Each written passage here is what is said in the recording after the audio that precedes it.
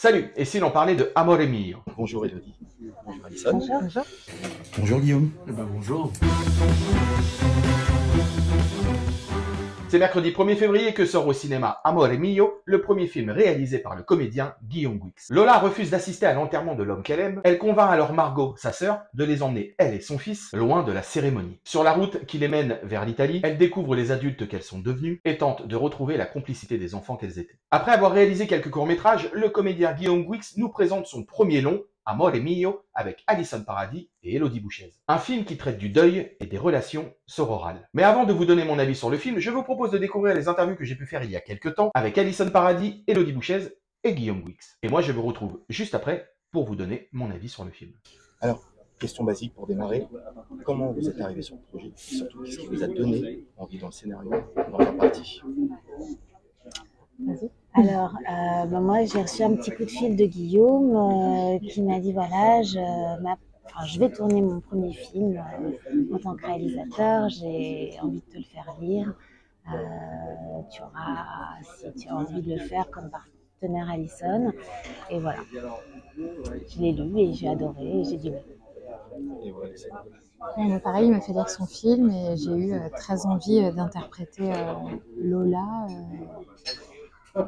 parce que je la trouvais différente de tout ce que j'avais pu jouer avant et que j'adorais sa liberté et son insolence. Alors, moi, la première chose qui m'a frappé, c'est l'osmose qu'il y a entre vous deux à l'écran. Est-ce que vous vous connaissiez d'avant? Est-ce que ça vous avez travaillé? Enfin, comment c'est venu? Parce que non, mais il y a un naturel vraiment à l'écran qui est dingue. J'avais l'impression de voir mes deux sœurs devant moi. Donc, c'est super.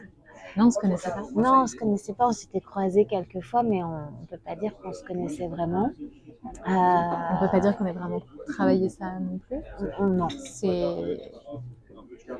On s'est C'est laissé écrit, complètement emmener par l'histoire, les situations et par cette donnée de départ qui était ces retrouvailles entre deux sœurs qui se sont éloignées par la force des choses et de la vie et qui vont réapprendre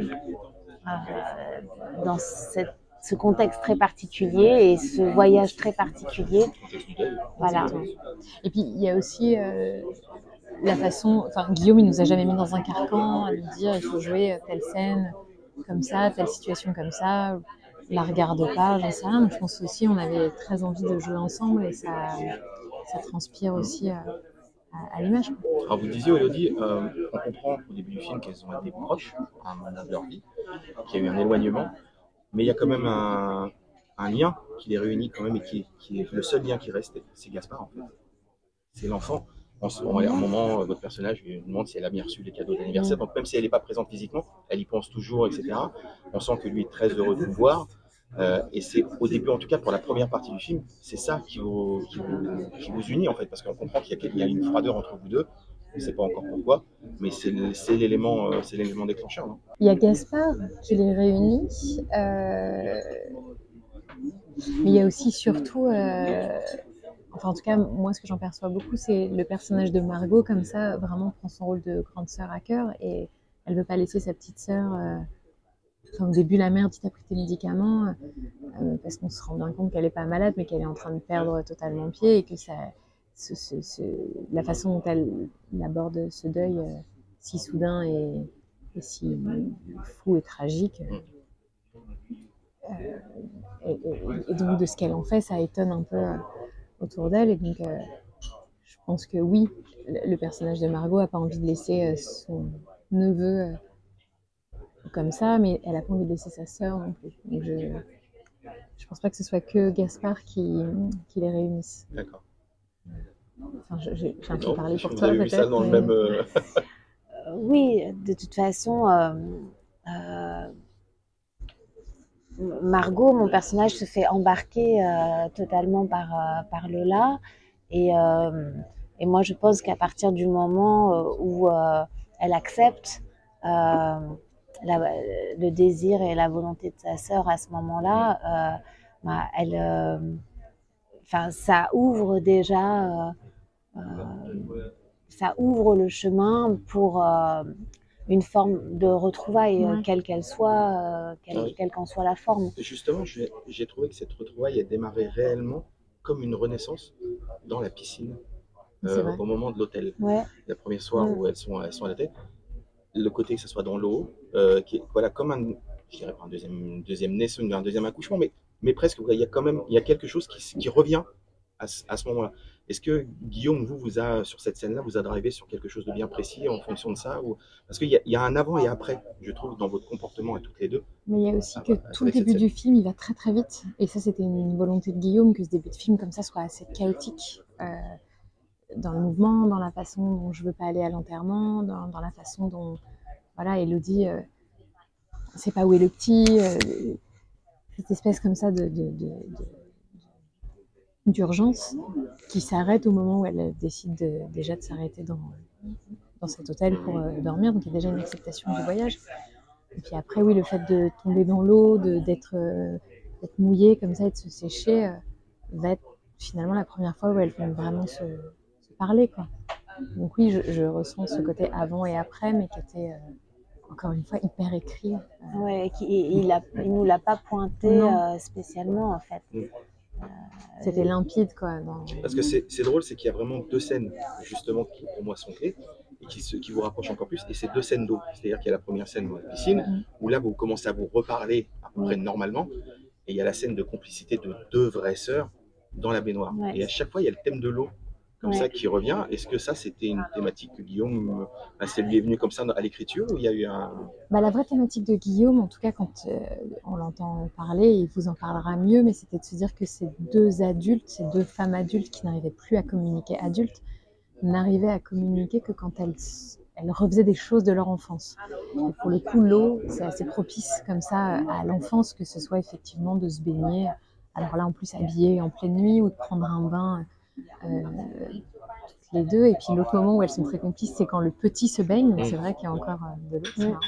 Mais voilà, c'est d'arriver à se dire qu'elle n'arrivait à communiquer réellement et à se parler que quand elle reprenait des jeux d'enfants.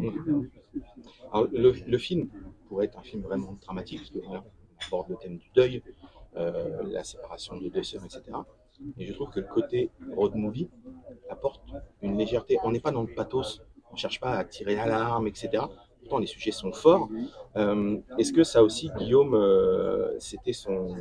comment il vous l'a amené, vous, par rapport à entre le fait d'avoir des sujets très forts, mais d'essayer de les alléger via ce road movie, via toutes ces aventures qui vous arrivent en annexe du thème principal? Je crois que le film est vraiment du côté de la vie, en fait. Il en témoigne par plein d'aspects tout au long du film et jusqu'à l'affiche du film qu'il a choisi. C'est sublime d'ailleurs. Oui, et qui pour moi reflète vraiment totalement le film. Oui, c'est ça, c'était écrit, c'était Enfin, au même titre qu'il a écrit ses personnages et qu'il voulait des personnages qui n'étaient pas conventionnels, il voulait aussi aborder ce thème-là de façon pas conventionnelle et un peu de se dire, comme tu dis, de choisir le côté de la vie, c'est que ce personnage de Lola, elle pourrait être complètement brisée et complètement comme ça amorphe, et même le personnage de Margot, dans ce qu'elle vit, pourrait ressentir la même chose. Et c'est deux femmes qui décident d'aller de l'avant et de continuer. Tant bien que mal. Ouais, vraiment, et un peu en boitant et un peu, et puis en embarquant ce petit chou derrière. Et en fait, elles se font autant bien l'une que l'autre, l'une et à l'autre. Elles redeviennent une sorte un peu de pilier. Mais c'est ça le truc, c'est qu'au début du film, on peut se dire, bon, bah, c'est Lola qui a besoin de Margot, et Margot qui prend son rôle, comme on disait juste avant, de grande sœur à cœur. Finalement, on s'aperçoit que cette tragédie a fait quelque chose, c'est qu'en fait, elles ont autant besoin l'une que l'autre. Alors, sans spoiler de ce qui se passe pour vos personnages, mais c'est ça le truc, c'est qu'il y a ce besoin l'une de l'autre. On ne voulait pas, et en fait, on comprend que c'est comme ça depuis longtemps, en fait, et que les non-dits ont fait qu'il y a la séparation s'est augmentée de plus en plus, et il a fallu, comme souvent d'ailleurs dans les familles, il a fallu une tragédie c'est souvent autour Ouais. des enterrements qu'on se retrouve, hein. Ouais. Et il a Ou qu'on fallu se sépare. ou qu'on se C'est sépare, vrai. c'est vrai. Mais voilà, il a fallu. En fait, finalement, hélas, cette tragédie a été bénéfique pour la relation des deux sœurs. Ouais, c'est vraiment ça. Et puis surtout, il voulait mettre en exergue qu'elles s'étaient pas séparées pour justement une tragédie. Qu'elles se retrouvent dans la tragédie plus qu'autre chose. Mm. Il y a aussi un truc, le téléphone. Le téléphone qui est le dernier point de ralliement pour votre personnage et le personnage de Gaspard, Raphaël. Alors, faire une aparté 2 minutes par rapport à ma vie de perso. Voilà, quand j'ai perdu mon papa il y a quelques années, ça a été la chose la plus compliquée que j'ai eu à faire, c'est d'enlever son numéro de téléphone de mon Ouais. téléphone. Bien sûr. Et j'ai trouvé l'idée tellement bien faite parce que Gaspard continuait à regarder des photos, etc. Le personnage de Lola continue à lui envoyer des textos le soir, etc. Comment ça, Guillaume, vous a amené cette thématique-là, qui est en plus une thématique entre guillemets moderne, parce qu'on utilise un moyen moderne pour communiquer avec l'autre, là c'est un bien grand mot, mais pour en fait ne pas accepter le deuil. Bah pareil, c'était écrit quoi. Oui, et puis là, Guillaume disait justement que cette utilisation spécifique du téléphone, enfin, qu'en fait ce petit garçon, elle est vraiment, je veux dire, elle est vraiment raccord avec ce qu'on vit tous avec nos téléphones, c'est-à-dire de filmer sans cesse, de prendre des photos sans cesse, qui sont jamais imprimées, mais qui sont là, et on n'en fait pas grand-chose. Et il dit que ce petit garçon, lui, va en faire quelque chose. Euh, ça va lui permettre de se souvenir, de projeter, voilà, d'accompagner ce moment tragique pour lui. Et puis c'est comme s'il n'était pas, enfin c'est pas comme si d'ailleurs il n'est pas très considéré par sa mère à ce moment-là, qui est vraiment dans sa problématique à elle. Et puis Margot, elle sait pas non plus trop quoi en faire. Et lui, comme ça, il va lui faire son chemin et son voyage à travers ce téléphone. Et c'est aussi ça qui va permettre à Lola d'ouvrir les yeux, quoi. Et justement, alors le travail avec ce jeune acteur, voilà, c'est jamais évident de travailler avec des enfants. Comment lui a réagi à toute cette histoire, à cette aventure aussi, et comment l'interaction avec lui s'est passée? Lui, il était très content et très heureux d'être avec nous sur le film. Et Ouais, une grande maturité et il comprenait beaucoup de choses. Parfois, il challengeait Guillaume à certains moments. Il disait, mais tu veux vraiment que je fasse ça? Parce que moi, je ferais pas ça. Enfin, il nous faisait réfléchir parfois sur ce qu'on était en train de faire aussi. Donc, il était vraiment présent, quoi. Ouais. Ouais, puis comme disait Guillaume, il rebondissait vraiment sur ce que nous, on pouvait lui envoyer. Ouais. Et déjà au casting, ce qui fait que ça fait aussi pencher le choix de Guillaume vers ce petit garçon. J'avais pas forcément comme consigne, mais quand on refaisait les prix, c'était d'essayer de la jouer différemment pour voir justement. Et en fait, il était complètement là tout le temps, quoi. Tout le temps à rebondir, tout le temps à se laisser porter aussi par les éléments, tout en restant vraiment lui avec ce qu'il avait envie de proposer. Ouais, il était vraiment chouette comme partenaire. Alors moi, j'aimerais qu'on parle d'une scène où vous m'avez bluffé, Alison. C'est à la fin du film, quand vous sortez de l'épicerie. Parce qu'on comprend que pendant tout le film, le personnage de Lola n'accepte pas ce deuil. Justement, avec le téléphone, le fait de lui envoyer des textos le soir, etc. Et la scène, vous êtes de dos. Et d'un seul coup, vous sortez, vous avez pris vos glaces, vous avez l'air content, vous êtes en revoir. Et tout d'un seul coup, il y a une transformation. Comment ça, vous l'avez travaillé? Comment vous l'avez travaillé, Guillaume, cette scène? Qui est très important parce que c'est à partir de là qu'elle se dit que le deuil commence pour elle. Bah, en fait, vu qu'on décide de faire un film très solaire, qui nous a tourné vers la vie, et aussi la non-acceptation de Lola de ce qui lui arrive. On avait vraiment, en tout cas, Guillaume et moi, comme envie, en tout cas, et comme consigne, un petit peu, de ne pas se laisser aller à l'émotion tout le temps. Parce qu'évidemment, il y a plein de moments qui bouleversent Lola. Donc, on avait très envie en gros, voilà, elle accepte le deuil. Alors, on spoil un peu le film, mais quand elle arrive à cet endroit qui lui rappelle vraiment quelque chose. Et donc, du coup, de pouvoir se libérer. Et j'espère que ça libère aussi les gens qui le regardent, parce que c'est un peu frustrant aussi qu'elle pleure pas pendant tout ce truc-là. Et ben, du coup, on l'a pas vraiment travaillé. Enfin, c'était libérateur aussi pour moi en tant qu'actrice de pouvoir à ce moment-là avoir la possibilité forte de tout ce qu'on avait tourné. Parce qu'on a eu la chance que ce moment-là du film arrive à la fin du tournage. Voilà, cette grande libération aussi de pouvoir lâcher toutes ces émotions retenues, quoi. Alors, malgré, bon, comme on dit depuis le début, un film avec un sujet fort, moi, il y a un truc qui transpire dans le film, c'est qu'on vous sent heureuse d'être sur ce projet. Je sais pas, il y a quelque chose qui ressort. Alors, ça fait très bateau ce que je vais dire, mais j'ai l'impression pour vous, Élodie, que vous êtes maintenant arrivé à un stade de votre carrière où il y a un total lâcher-prise. Par exemple, la scène de la boue avec la voiture, etc. Et pour vous, Alison, pour moi, c'est la première fois que je vous vois comme ça, dans un rôle. Il y aura, pour moi, j'ai l'impression qu'il y aura un avant, en tout cas j'espère pour votre carrière, qu'il y aura un avant et un après Amore Mio. Comment vous l'avez ressenti justement, ce tournage, cette émotion qui transcrit comme ça à l'écran? Il y a des projets qui sont plus magiques que d'autres en fait. Je pense que dans une carrière, on peut pas faire que des films qui vous révèlent, qui vous exaltent. Ça, faut l'accepter. Mais quand il y en a un qui surgit comme ça, au fil du temps, ben, on l'attrape et puis on fait tout ce qu'on peut avec. Parce qu'on le connaît et on le reconnaît déjà à la lecture, en fait. Voilà.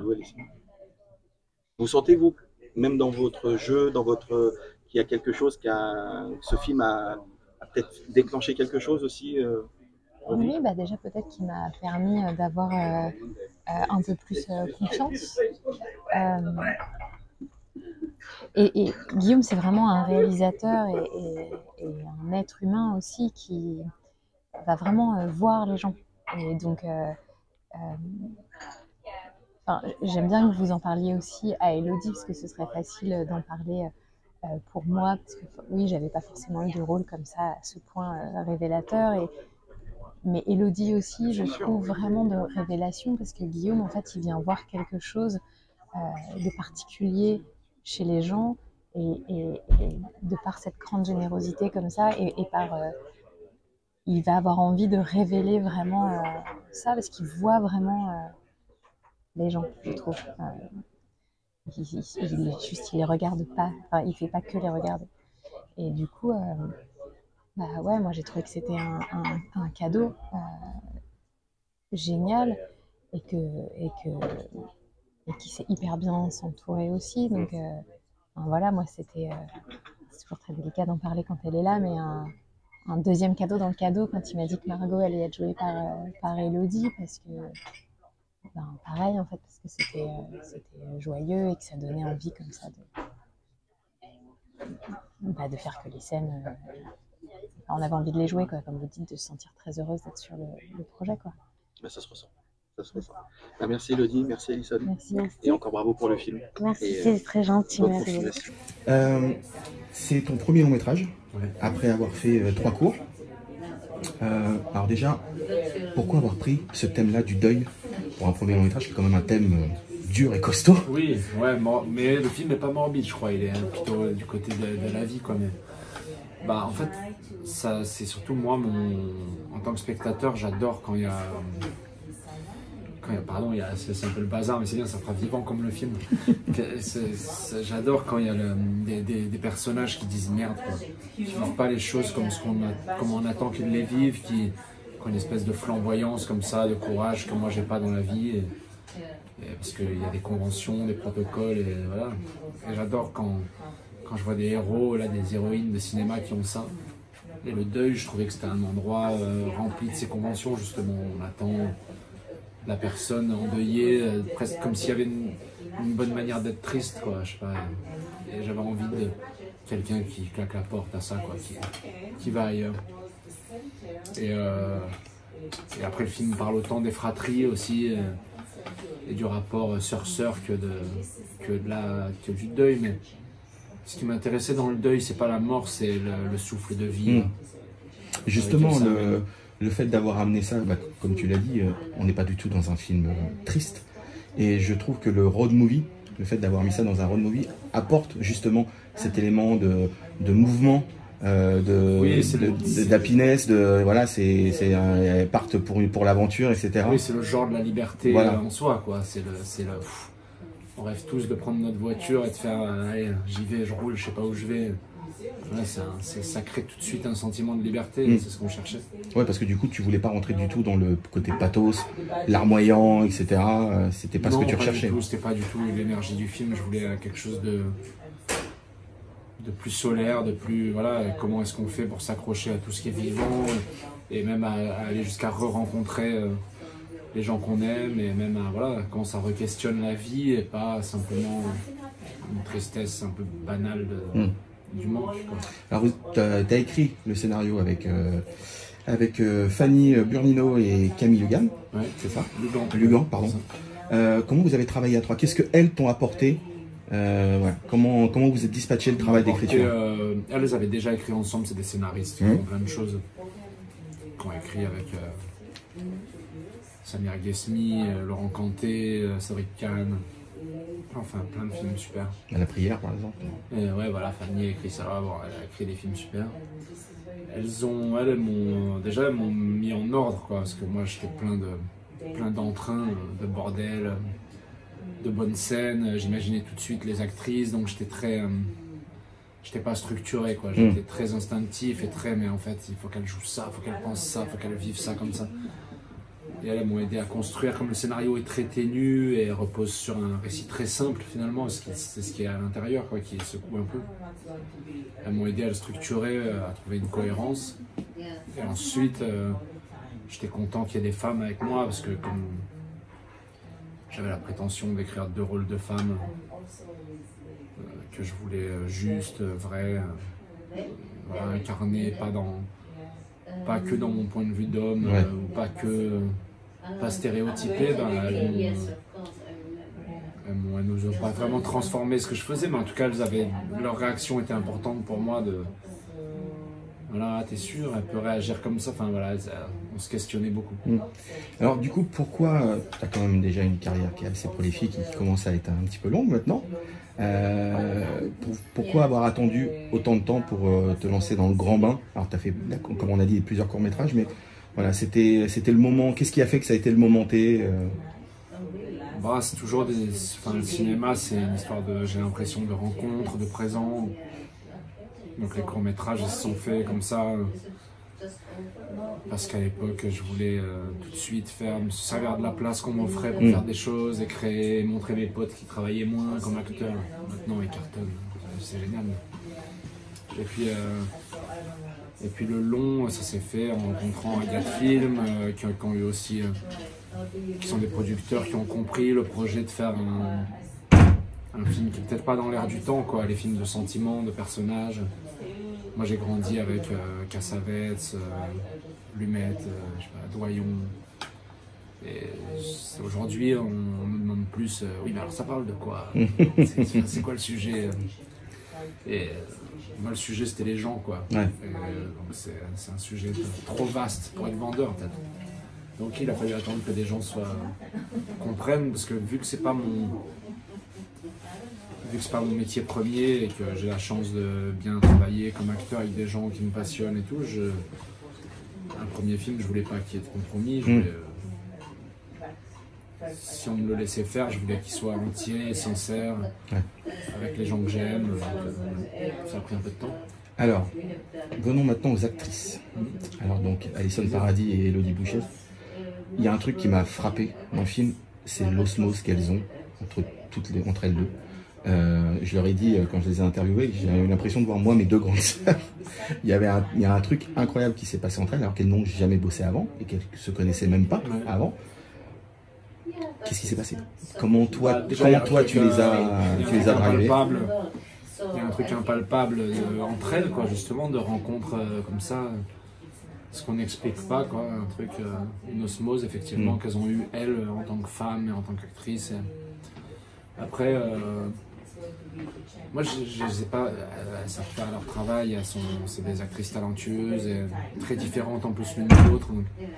Je les ai pas vraiment dirigées, j'ai essayé de créer, le but du film, c'est de créer un contexte, quoi, pour qu'elles soient libres. Voilà, une aire de jeu, pour qu'elles soient libres, qu'elles ne se sentent pas jugées, qu'elles aient des ailes et qu'elles aient envie qu'elles puissent tenter de jouer avec les accidents, de pas se sentir, comment dire, on se trompe jamais, quoi, moi je pense au cinéma. Tant qu'on essaye, ça crée de la vie, donc elles ont été libres de rire, pleurer, se gratter le nez, arrêter de parler, tousser, se faire marrer l'une l'autre, tout ça en respectant le texte, mais bon, elles avaient un état de liberté. Il y avait une part... qui a servi le film, ouais. Il n'y avait pas de part d'impro de texte, pas du tout, c'était très écrit, mais par contre, on était toujours à la recherche de comment c'est vivant, quoi. Comment, là, pendant que je parle, si j'ai soif, je bois parce que j'ai soif, c'est pas grave. Ou il y a des gens qui parlent, comme on disait, et c'est le bordel, on peut faire comme si rien n'existait, on est comme ça, ou alors on se dit, ah, tu vois, il y a du son, c'est marrant, il y a deux femmes, puis on en fait quelque chose. Moi, j'ai l'impression que le cinéma, il devient très gracieux quand on fait quelque chose de ce qui se passe, quoi. D'accord. Alors justement, il y a ces deux questions en une, mais la scène de la piscine, au début du film, et j'ai l'impression que, moi je l'ai ressenti comme une deuxième naissance pour ces deux sœurs-là. Comme, voilà, c'est à ce moment-là où le déclic se refait, où elles commencent à se reparler, où il y a un déclenchement. Et je me suis aperçu que dans tout le film, en fait, les moments clés ont à chaque fois les moments clés de rapprochement entre les deux, c'est avec l'eau. Ouais. Il y a la scène de la piscine, il y a la scène où le petit garçon se baigne dans la rivière, et il y a la scène de la baignoire. Et à la fin, elles sont à la mer. Voilà. Comment tu l'expliques ça? C'est un truc. C'est complètement instinctif. Hein. J'ai pas fait la fémis, c'est tout ça. Je suis pas dans la symbolique. Je sais pas, c'est un endroit effectivement, je trouve, c'est quelque chose, je trouve, qui nettoie, qui lave, qui fait du bien. Et comme je voulais un film en plus très sensuel, sensitif, le rapport à l'eau, c'est quelque chose que, peut-être parce que j'ai grandi dans le sud et que j'aime bien les peaux mouillées, je sais pas, mais je trouve que c'est quelque chose de tout de suite, on sent les pores de peau, on sent le souffle, quoi, on sent, voilà. Mais c'est vrai que dans la scène de la baignoire où elles sont toutes les deux, il y a un amour profond qui justement qui transpire de cette scène. C'était toi, qu'est-ce que tu leur as dit au moment avant de tourner cette scène? Quels sont les axes que tu leur as donnés pour Il y avait déjà ce truc très important d'être comme des enfants, quoi. Histoire des pieds, etc. Les pieds, et puis la nudité qui devait être pas sexuée du tout. Qui devait être comme quand on est avec son frère, sa soeur, quand on est enfant. L'idée du film, c'était qu'elles se retrouvent que dans l'enfance, finalement. Elles se connaissent pas comme adultes. Oui. Moi, j'ai l'impression que dans les familles, de toute façon, en fait, on connaît pas vraiment les gens, quoi. Enfin, c'est-à-dire qu'on a tellement l'impression de les connaître au fond de soi qu'on ne prend pas le temps de les rencontrer réellement, alors qu'en tant qu'adultes, ils ont forcément changé, grandi, ils sont pas à la même place qu'ils avaient enfant. Et je trouve ça fou. Enfin, les phrases « pourquoi tu l'aimes ?» Bah, c'est ma sœur, je l'aime. En fait, pourquoi? Non, c'est devenu qui? Et là, dans le film, je me disais, en fait, en tant qu'adulte, elles n'y arrivent pas. Il faut qu'elles se rencontrent, il faut qu'elles se connaissent, quoi. Mais par contre, en tant qu'enfant, elles peuvent faire des blagues, elles ont des fous rires enfantins, elles peuvent parler de la bite d'un enfant, ou elles prennent un bain en se mettant les pieds, en se disant qu'elles aiment se pisser dessus, elles se disent « va te faire foutre », elles se disent des gros mots. Dans ce rapport-là, il fallait qu'elles trouvent leur complicité. J'adore les moments où elles se disent, je peux dire que j'adore parce que c'est elles qui le font, moi je les ai observées quand elles faisaient ça, mais elle se disent tellement d'horreur avec le sourire. Ouais, je sais pas, quand t'allais bien, ça me faisait chier. Pas te faire foutre, je te déteste. Elles se disent tellement de trucs comme ça, genre je suis venu avec toi parce que je savais que la compassion, t'en avais pas. Et toujours avec, on a l'impression qu'elles se disent je t'aime, quoi. Ouais, c'est ça. Dans le jeu, je trouve qu'elles ont trouvé un truc super. Parce qu'il y a ça souvent dans les familles où, qui se sont séparées par la vie. On dit toujours que c'est dans les enterrements ou dans les mariages qu'on se retrouve. Et bizarrement, c'est que à cause de ce drame, en fait, ce drame, il est salvateur pour elles deux. C'est que c'est grâce à ça qu'elles se retrouvent et qu'elles recréent une famille, quoi. Une autre famille, ouais. Et ça, c'était quelque chose que tu avais vécu aussi, ou enfin que voilà, tu t'es inspiré de choses que tu as vues autour de toi. Ouais, que je me suis inspiré. Puis c'est un moment très particulier, le deuil. C'est pas. J'essaye toujours de décrire des sentiments de manière un peu complexe, quoi, et pas.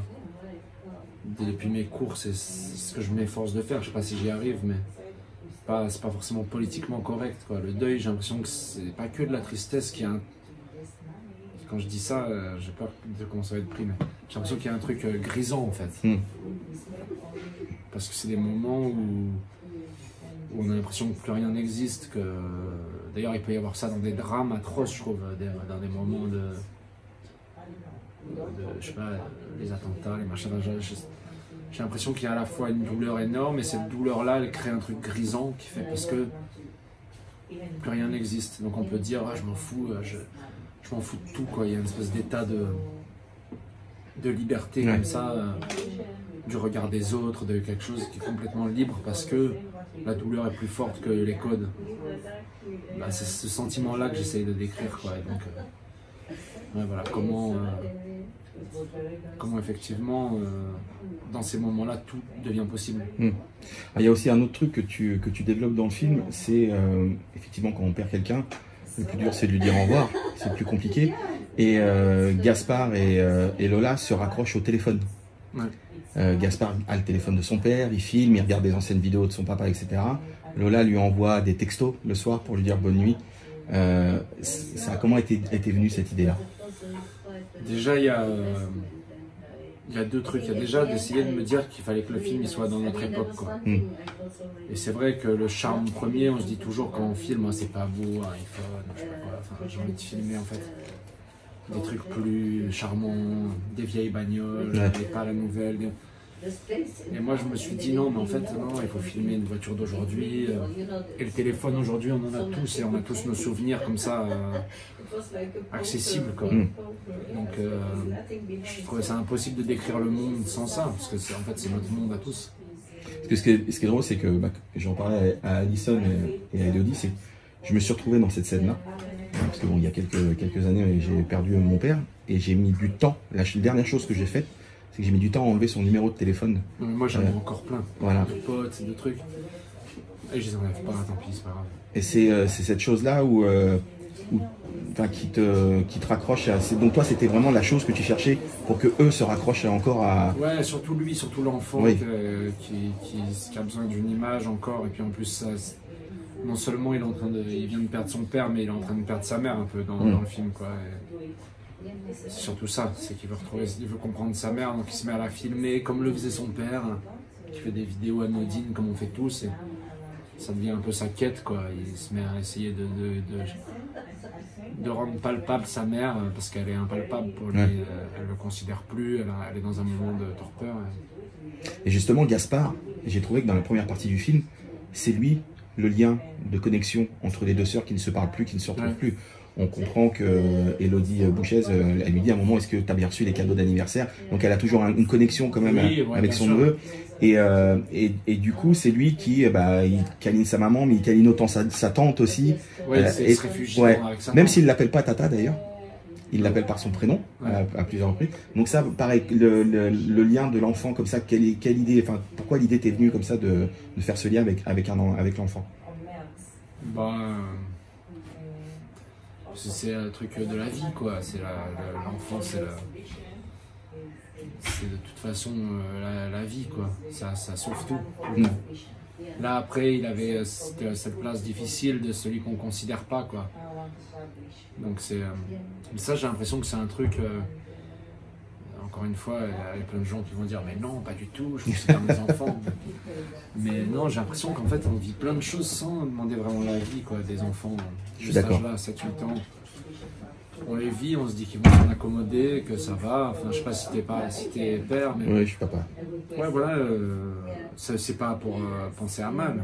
Mais on se dit, bah, de toute façon, ça va, il va s'adapter, on veut aller là, il va aller là. Et je trouvais ça marrant de dire qu'il y a un enfant là dans une situation aussi extrême qui à un moment dit non mais attendez, en fait moi je voulais pas vivre ce film là quoi. Moi j'ai mon avis en fait, j'ai perdu mon père quoi. Et voilà, je me disais c'est bien ça, il reprend son pouvoir quoi. Ouais.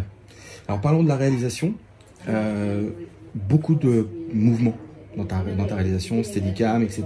Très peu de plans fixes. Il n'y a pas de stead, ouais. Non, c'est caméra à l'épaule, mais encore mieux. C'est juste que c'est un bon cadreur. Voilà. Pas trop, mais... ça c'était voulu. Comment t'as imaginé toi ton film en amont? Il y avait plusieurs choses. Il y avait déjà le format, le 1.33, parce que je voulais enfermer les personnages et être radical et pas voir souvent les road trips, des scopes, avec les routes et tout. Et je voulais faire l'inverse, rien voir que leur visage et sentir le voyage que dans leur fatigue et tout ça.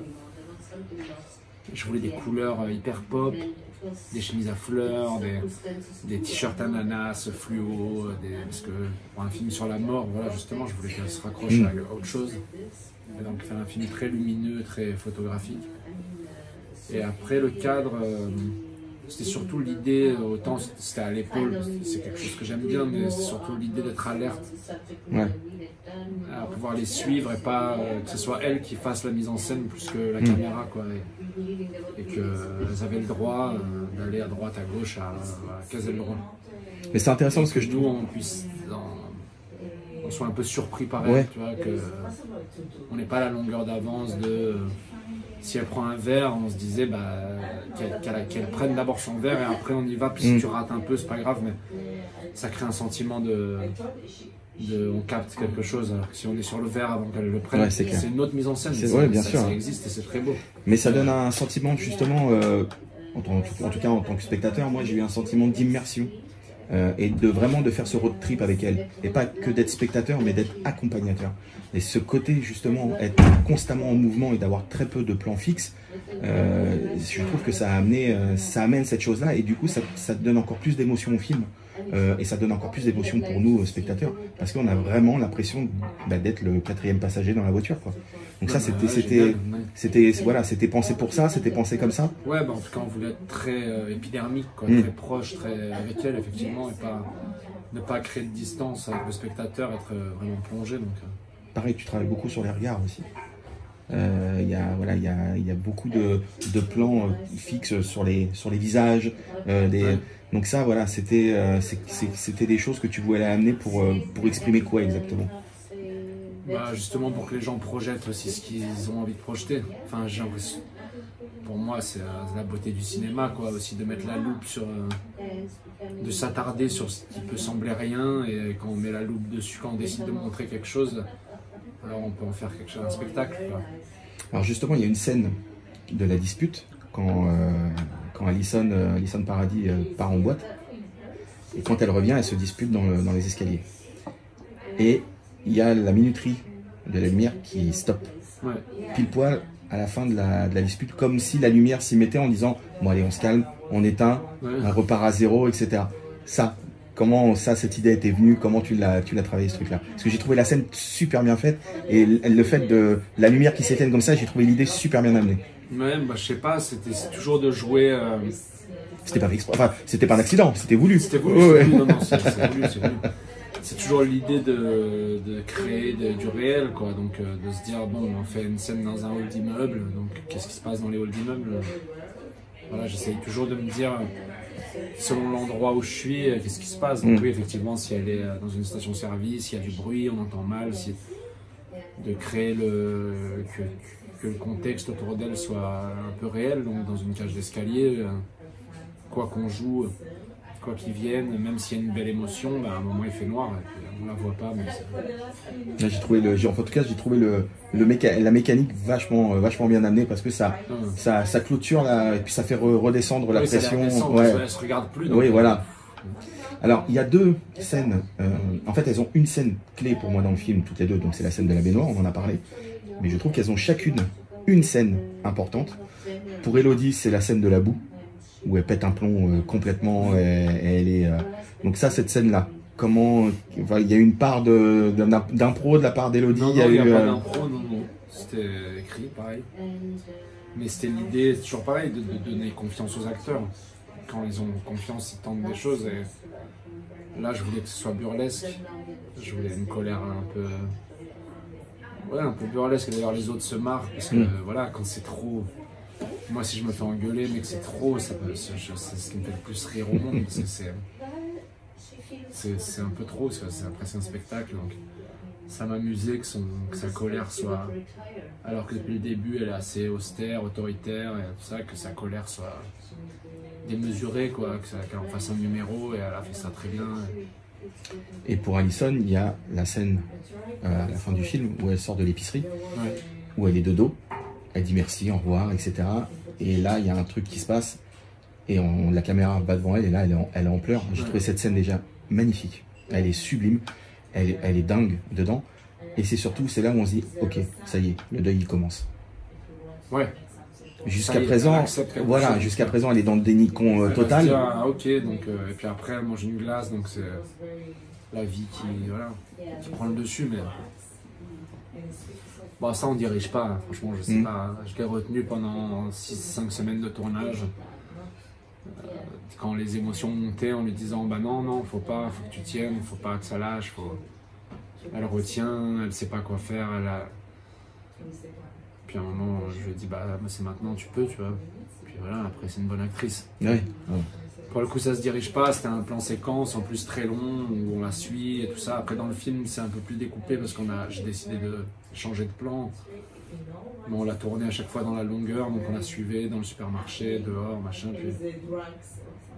C'est un peu un moment de toute façon que je pense qu'on attend du film. Vu qu'on la voit dans le déni en permanence, on se dit, on a vu tous plein de films, donc on a des réflexes, on se dit bon, à quel moment elle va sombrer, donc il fallait qu'il soit jouissif, quoi, qu'il fasse du bien, et mais ce qui est intéressant, c'est qu'il n'est pas too much, il n'est pas pathos. On se met un peu loin. Voilà, on cherche pas à tirer les larmes du spectateur. D'ailleurs, dès qu'elle pleure, dès que les larmes coulent, on s'éloigne. Ouais, c'est ça, c'est exactement ce que j'allais dire. Il y a une vraie intimité que tu laisses à ce déclenchement, à cette explosion.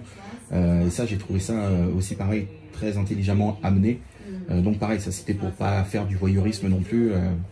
Ouais, un peu de pudeur, je trouve que... Puis de prendre un peu de distance, le film il est très serré, et tout d'un coup quand ça lâche, de la laisser dans le monde, quoi. Je sais pas, tout ça là, après, quand on en parle, on prend conscience de ce qu'on fait. Quand moi c'est beaucoup plus instinctif que ça quand je le fais. Mais en tout cas, comme j'ai dit à Alison et Elodie, je trouve que pour Elodie, ce film, il y a un truc où, bon, voilà, j'ai une bonne carrière maintenant, il y a un lâcher-prise total. Et pour Alison, je trouve qu'il y a un jeu qu'on n'avait jamais vu d'elle. Et je trouve que malgré les thèmes, le thème fort, etc., je les ai trouvées, à l'image en tout cas, je les ai trouvées heureuses de jouer. Il y a un truc qui ressort. Quelque chose comme ça, et toi, comment tu l'as ressenti, toi, sur le plateau? Je pense qu'on était tous heureux. C'était un film en petite équipe, on était comme un court-métrage un peu, quoi, une vingtaine. Il fallait être très mobile pour changer de décor chaque jour et tout ça. Et il y avait un truc de troupe très joyeux, quoi. Moi, alors, fabriquer du cinéma, c'est joyeux, quoi. Pour moi, en tout cas, c'était pas dans la douleur. C'était plutôt très cool. Et elles ont... Moi, c'est un truc que j'adore, quoi. Le jeu, on est acteur pour... Je sais pas trop pourquoi, d'ailleurs, mais... pour retrouver un truc de gamin, quoi. En tout cas, moi, quand je joue, je le prends un peu comme ça. Je me vois gamin quand on me disait que j'étais un cow-boy et que j'avais un pistolet en plastique, j'étais un cow-boy, quoi. J'étais vraiment au Far West, quoi. Bah ça, j'ai l'impression que c'est pour moi, les acteurs, là, les actrices, c'est qu'ils ont un endroit qui est resté connecté à ça, quoi. Donc c'est que ça peut être que dans le plaisir, je sais pas. Eh bien, merci Guillaume. Merci. Merci beaucoup et encore bravo pour le film, vraiment. Merci. Vraiment, plein de bonnes choses. Vous l'avez compris, avec Amore Mio, Guillaume Gouix filme le deuil de façon lumineuse. Sans chercher à rentrer dans le pathos ou à essayer de vous tirer les larmes avec de grosses ficelles. Non, ici il prouve qu'on peut parler de sujets forts et tristes avec une énergie positive. Mais le deuil est aussi une excuse pour parler des relations de ces deux sœurs qui ont été séparées par la vie, prises chacune dans des voies différentes, que ce soit du point de vue professionnel comme sur la manière de vivre. Et finalement, ce drame de la perte d'un être cher va aussi être salvateur pour elles deux. Le duo Alison Paradis et Élodie Bouchez est incroyable de justesse. Elles ont une complicité et une joie d'être ensemble qui est criante de vérité à l'écran. Elles sont accompagnées par le jeune Vigo Ferreira-Redier qui est d'un naturel parfait et qui apporte une vraie balance aux deux actrices. En tout cas, on sent que dans ce film, Élodie Bouchez est à l'apogée de sa carrière. Et elle est surtout en totale liberté dans son jeu. Et quant à Alison Paradis, elle offre ici une magnifique prestation qui prouve la grande actrice qu'elle est en train de devenir. Il y aura pour sûr un avant et un après Amore Mio pour sa carrière. Enfin, parlons de la réalisation de Guillaume Gouix. Elle est en mouvement quasi permanent avec caméra à l'épaule, donnant ainsi au spectateur une impression de participer réellement à ce road trip et pas avoir la sensation d'être juste là en tant que voyeur. Et c'est justement ça qui donne encore plus de réalisme à l'histoire. Donc si vous voulez voir un film sur le deuil qui crie son amour à la vie, avec un casting juste et parfait, le tout filmé avec un amour pour la retranscription des sentiments à l'écran, foncez voir Amore Mio dès le 1er février au cinéma, le premier film de Guillaume Gouix. Moi, en attendant, je vous laisse avec quelques images du film et surtout, pensez à vous abonner. Salut!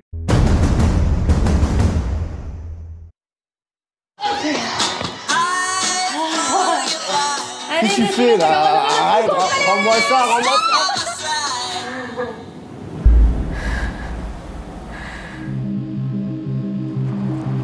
Tu sais que ta sœur est arrivée?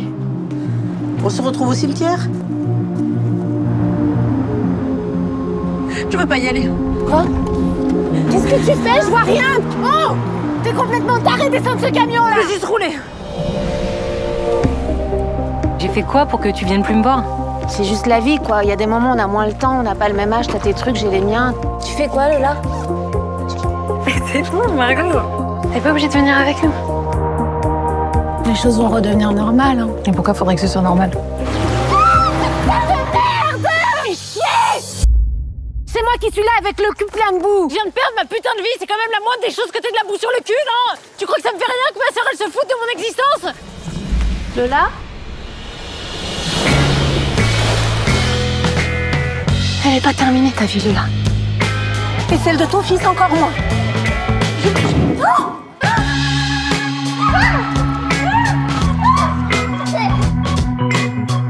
Tu veux dire que je le connaissais pas, mais un peu quand même, donc je te le dis. Et il était chiant, Raphaël. Hein?